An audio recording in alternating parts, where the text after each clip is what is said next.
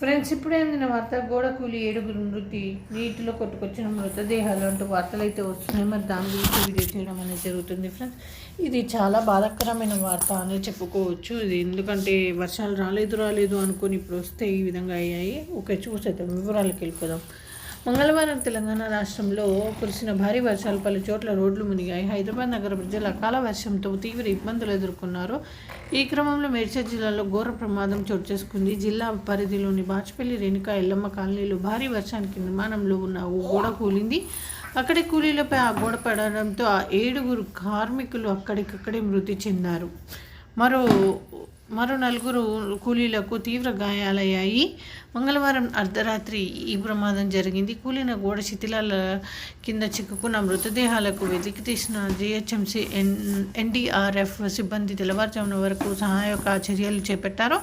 మృతులంతా ఒడిశా, ఛత్తీస్గఢ్ రాష్ట్రాలకు చెందిన కూలీలకు గుర్తించారు. బాచుపల్లిలో నూతనంగా నిర్మాణం అవుతున్న హరిజాన్ కన్స్ట్రక్షన్స్లో రోజు కూలీలుగా పనిచేస్తున్నారు.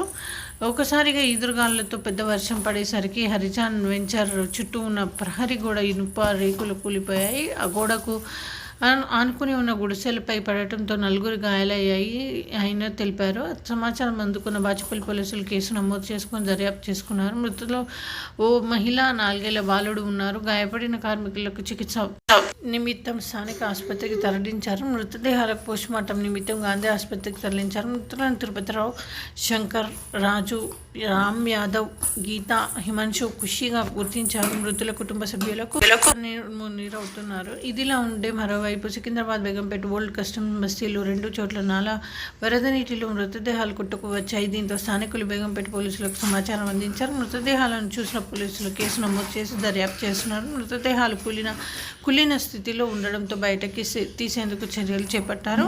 నగరంలో కురిసిన భారీ వర్షం, దాదాపు గంటన్నర పాటు కురిసిన భారీ వర్షం కురిసింది. నగరంలో రికార్డు స్థాయిలో నమోదైన వర్షపాతం అత్యధికంగా కూకట్పల్లిలో 12 సెంటీమీటర్ల వర్షపాతం నమోదవ్వగా, మియాపూర్లో, షేర్లింగంపల్లిలో 11 సెంటీమీటర్లు, చందర్ నగర్, బాచుపల్లి, లింగంపల్లిలో 10 సెంటీమీటర్లు, గచ్చిపోలి, యూసఫ్గూడలో 9 సెంటీమీటర్లు, సికింద్రాబాద్లో 8 సెంటీమీటర్లు ఈ విధంగా నమోదైతే అయ్యాయి. Friends, thanks for watching.